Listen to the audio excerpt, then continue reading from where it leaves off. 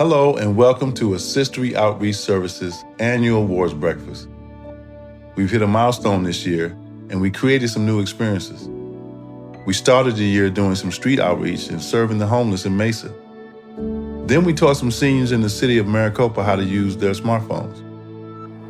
This year we started our first ever bowling fundraiser to support Assistory. We went into the classrooms and we took kids on a field trip to expose them to career opportunities. We celebrated Juneteenth this year by volunteering our time with community partners. We taught some senior citizens in Chandler how to use technology. Later this year, during the holiday season, we will show up in South Phoenix, helping low-income families with free turkey meals. And then for Christmas, provide gifts for our seniors living without family. If you follow us on social media, then you probably know we have done more than we are showing. Bottom line, however, is none of this is possible without you. Everybody in this room has a stake in the success of Assistory Outreach Services, and for that, I say thank you.